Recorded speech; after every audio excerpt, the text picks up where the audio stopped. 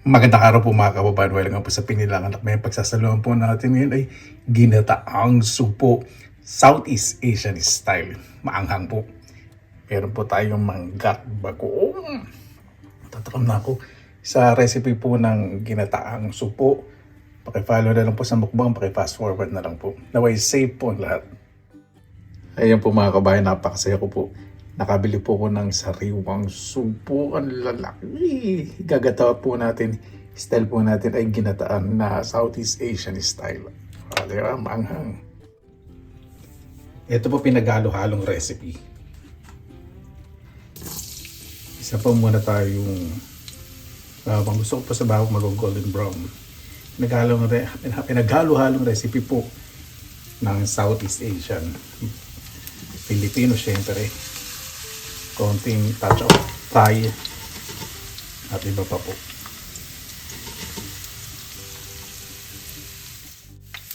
Yan. Sunod na po natin ang masarap pong gagamitin sa ginataan, sibuyas na pula. Mas malasa po. Kapag naghiwa-hiwalay na pong hibla ng sibuyas, lagyan po tayong kamatis. At kapag malapit na po madurog ang kamatis, lagyan po tayo ng Baguio beans. Wala po kayong Baguio beans, sitaw. Alam po natin yan. Sinunda rin po natin ng carrots.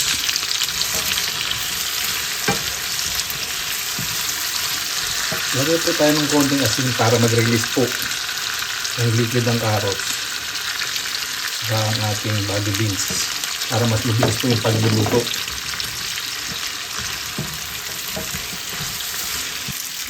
Maglagay na rin po tayo ng coconut milk.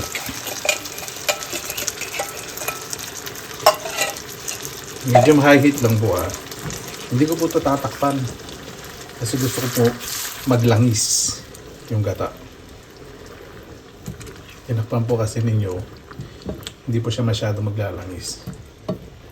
So po yung medyo umaahon po yung langis ng nyug. Yung gata ng nyug. Lagay na po ulit ako ng konti lang ulit ng asin. Lalagay po tayo ng patis, pampalinamnam. Konti lang. Hindi na po natin masyado kaalat.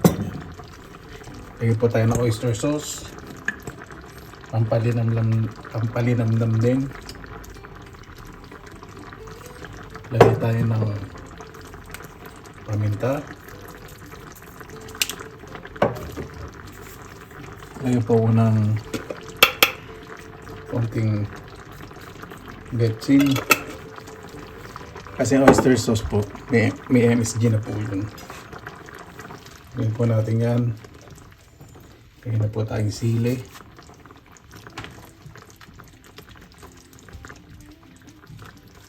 Naglalagay po ako ng konting ginger powder. Kaya po ginger powder nilagay ko kasi diba magandang example po ito lalo ng mga bata. Ayaw nila minsan ng yung buong luya. Pero depende sa inyo, gusto nyo gayatin nyo yung luya o hibain nyo malalaki para lumasa ng maayos. Ano sa sarili ko. Gutom na ako. Yan. Lagay po tayo ng garlic powder. Yung totoong garlic powder .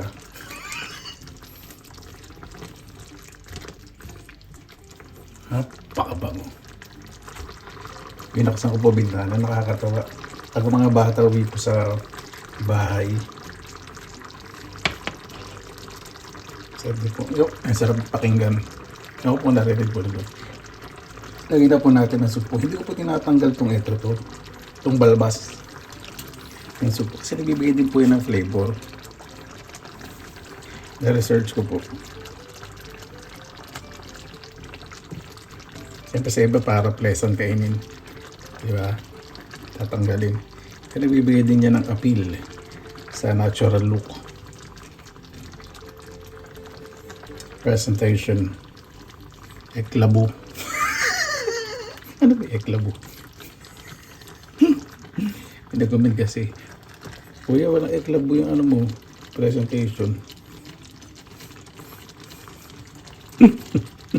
Katawa ako ni. Ayan, diba? Ang lalaki ng sumpulo. Hindi ko pa itatakpan. Kaya lang po. Mga Thailander kasi, mga ibang ng Southeast Asian, hindi po nila masyadong tinatagpan daw po ang, hindi po nila tinatakpan para hindi daw po malabo yung laman. Kaya pag nakikita nyo po, pag nagluluto po yung mga ibang lahi, hindi po nila tinatakpan. Pero malakas po yung apoy sa mga wok para mabilis maluto. Kasi pag mabagal na bagal po yung pagluluto, malalabog po talaga.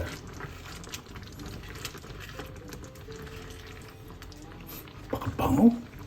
Ayan po. Balik-balik na lang po.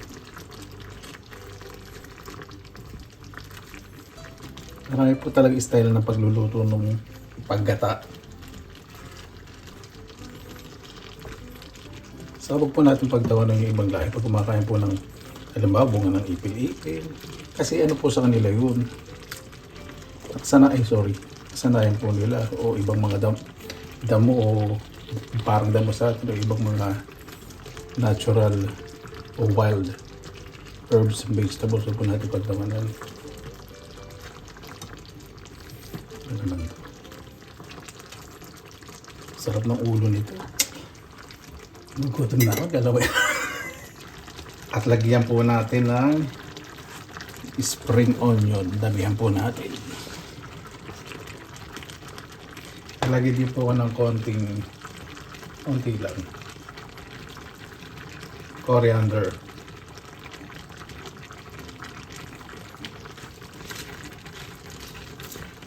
Pabaw po muna natin. Kapag pulang-pula na po yung sugpo, saka po natin haluin. Ayan po. Haluin na po natin. Napakaganda po ng resulta, di ba? Winner na winner. Makikita po ninyo doon sa sugpo na hindi po umurong o hindi overcook. Pabaw po natin.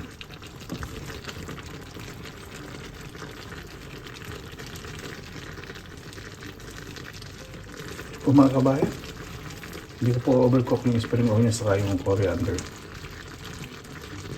Pero lulutuin ko naman ng maayos para hindi masira ito.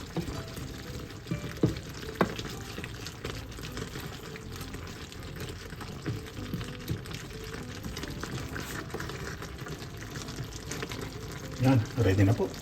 Kain na po tayo. Bukayan! Parang nanggulat, ano? Maraming salamat naman sa pag-nagasama-sama na naman po tayo. Naway safe mo lahat. Nakakatawa. Pero sa nakakatawa yung mga bata pag galing po sa school dahil naglalakad po, spring na. Ito naman na po yelo. Bago na pasalamatan po muna natin ng Panginoon. Panginoon, maraming salamat naman po sa biyaya may po sa po na ito. Naway yung bawat isa po, ibang maayos pang sitwasyon, may napapagsalong pa sa pagkailan. Hiling po namin kaligtasan po na malayo po sa kanilang mga malasabi. Kaya po bahala po sabi, sinusukan na po namin sa inyo lahat sa kanila ni Jesus. Sabi, napasalaw ka natin. Dali ano pa. Dali ko lang itong takip. Tapos yun.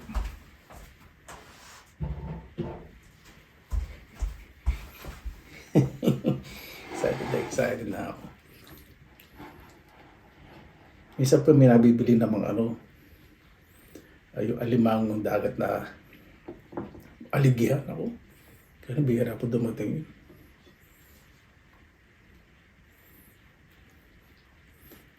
Hindi na natin yung malaki. Saan yung malaki? Ito. Ah!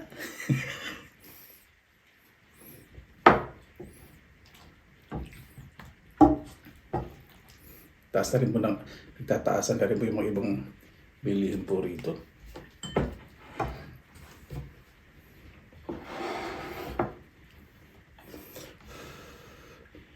Hindi po magpapatis kasi tama lang yung timpla ko dito sa kami bagoong mangga. Mangga baka bagoong.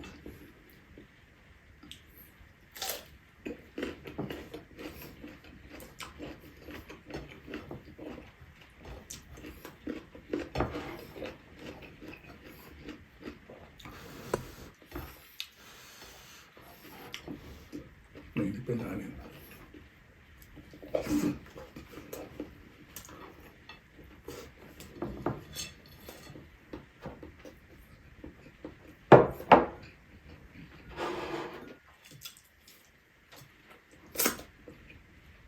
Laki, sarap.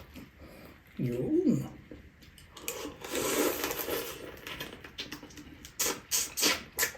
Napakatamis ng sarap. Mag-press po talaga, no?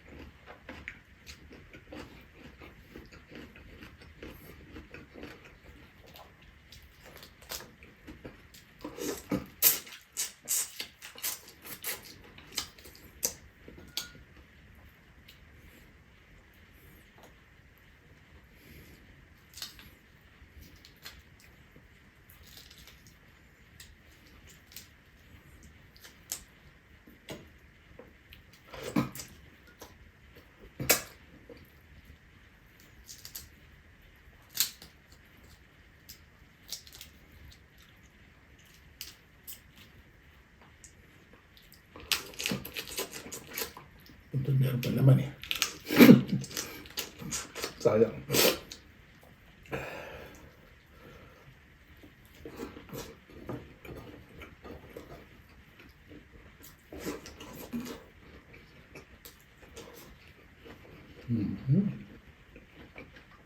Napakasarap.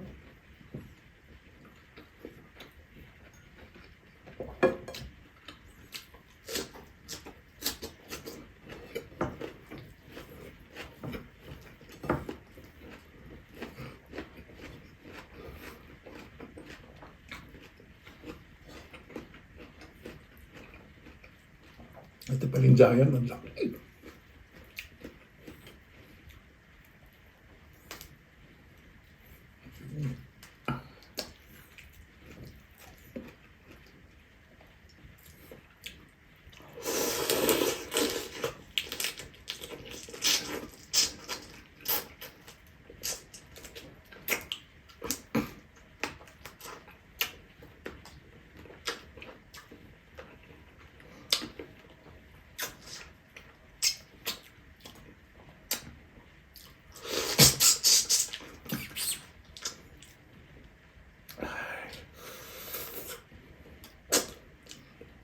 Napakasarap.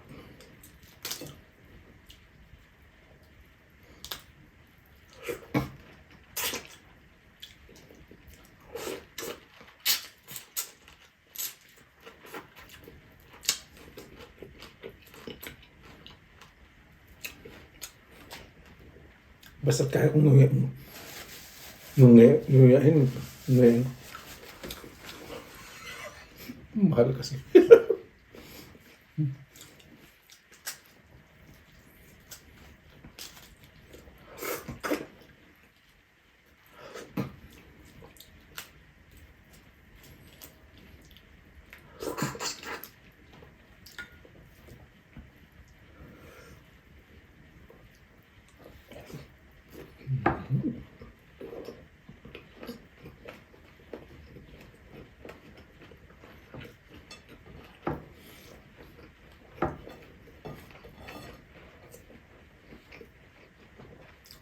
Super yummy.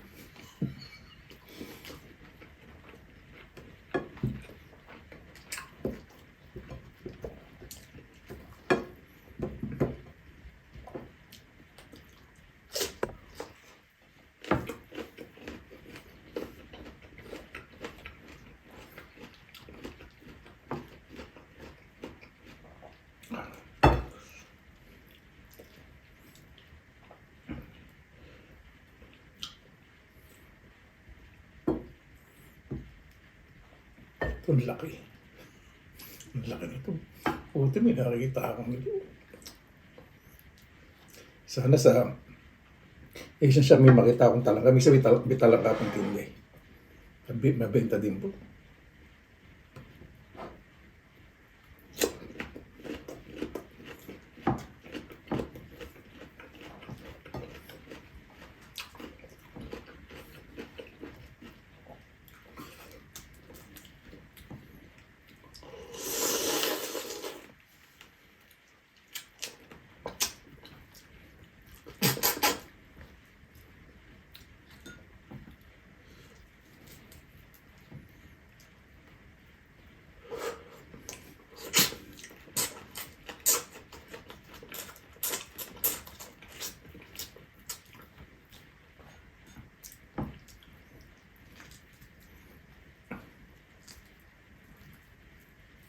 Ito medyo soft yung shell niya. Siguro kapapalit-palit niya ng ang balat.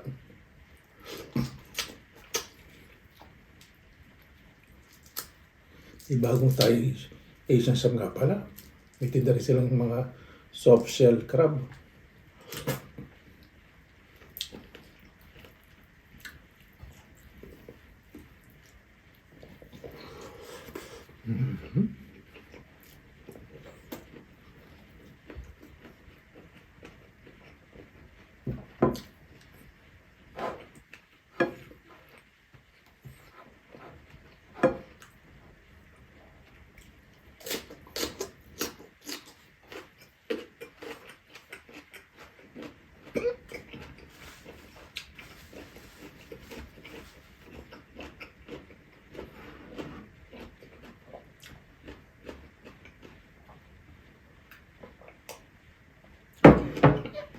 That's me. Mana ko sa father ko eh. Hanggang di nabibilao kami. Di na tubig.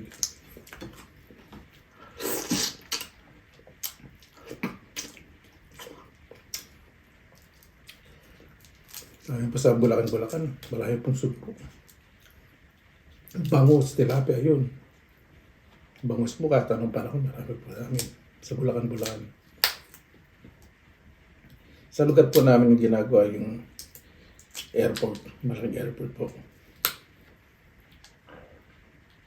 Kaya yung presyo ng lupa nagtaas. Buti nakabili ko bago magtagin na airport doon.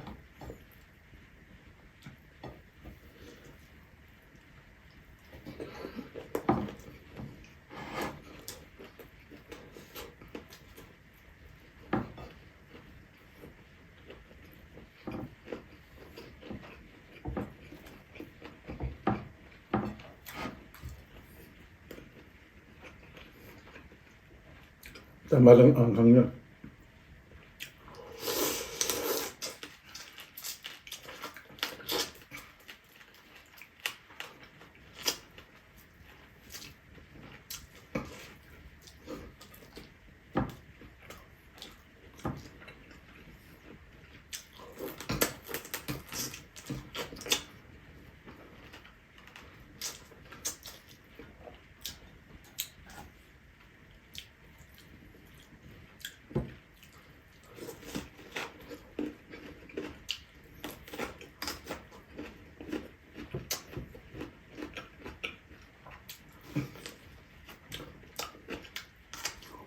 Pilipinas, panahon na ng mangga.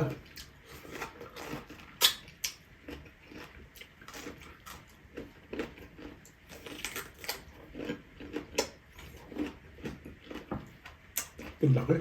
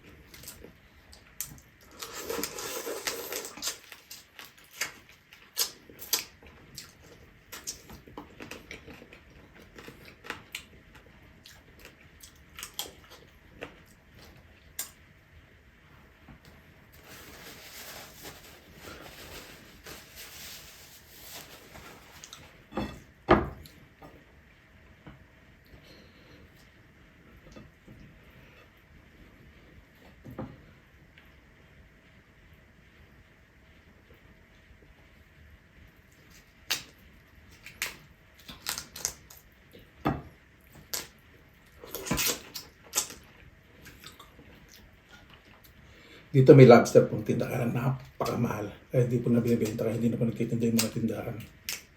Lulugi lang sila sa lobster.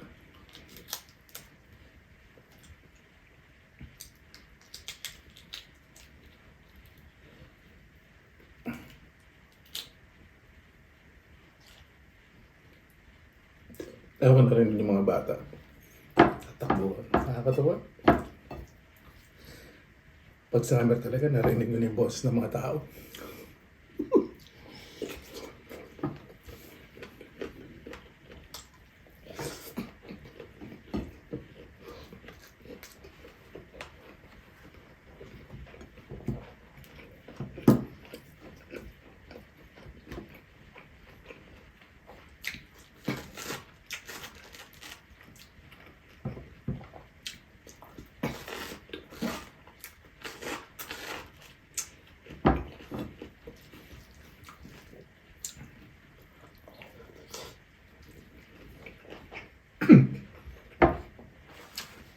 Ating siglo.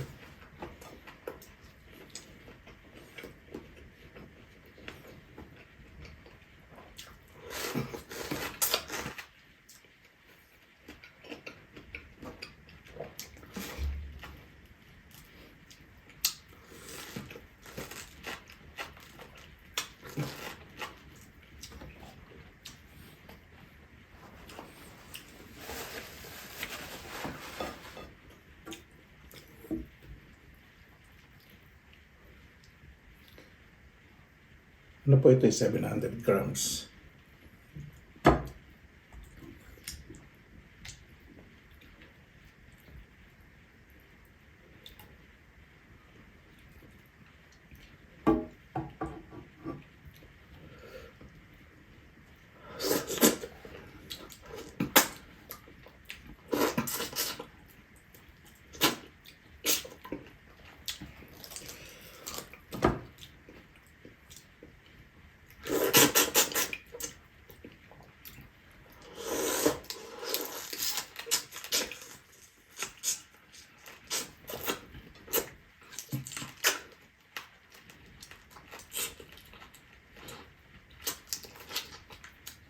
The best talagang ulo.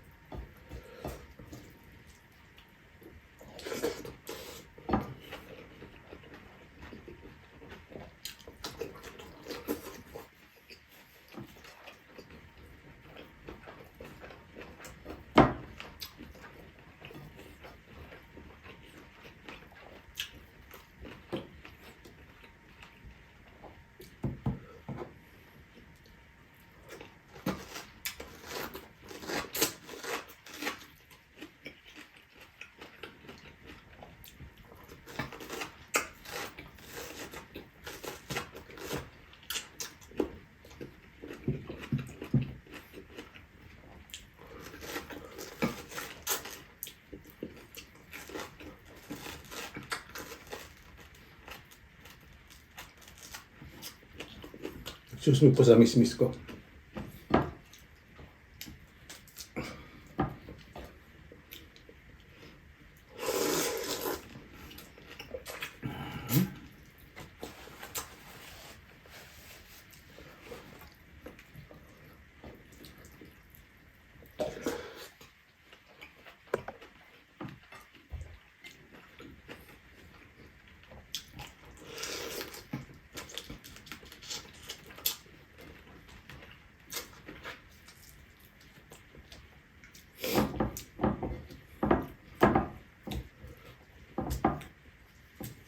Literal dalawa.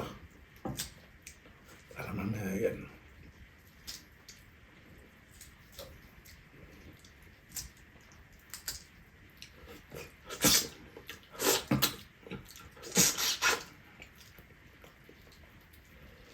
Sarsa pa rin talaga eh.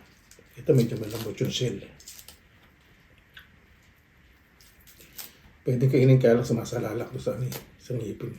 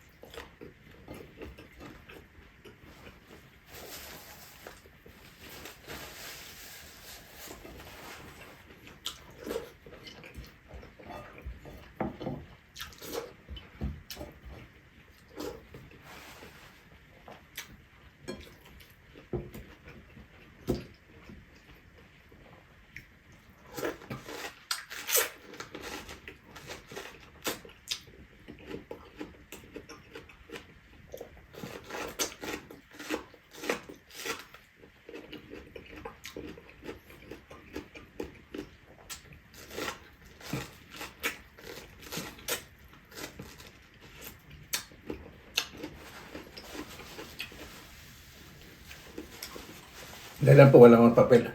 Yan po mga kabayan. Napakasarap. Parang nasasanay na ako sa mahang dati. Pag nagmumukbang po ako, hindi po, gusto kong mahang pero hindi po yung sobrang kahang ngayon. Parang nasasanay na. Taglamig kasi. Sarap po kumain ng mahang.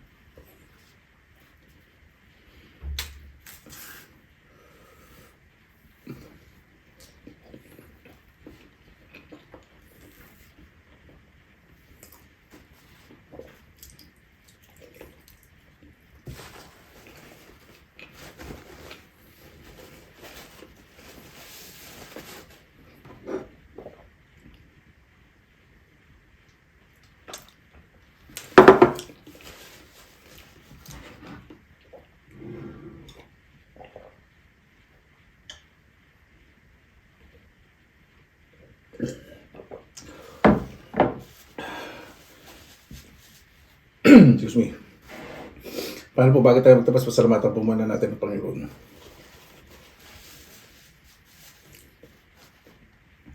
Panginoon, maraming salamat po sa biyaya mo ng ipasay sa araw na ito. Ang bawat isa po ligtas. Mas mahirap po sana ang pagmamahal po sa kapwa, lalo na po sa pamilya. Kaya po bahala po sa kami, sinusungan na po namin sa inyo at sa kanina Jesus. Amen. Paano po, maraming salamat po sa inyong oras dahil lang sa pinilangan lakbay. Mas lagi pa tayong positive vibes, good vibes. God blessing at palagi magandang araw. Taba lang!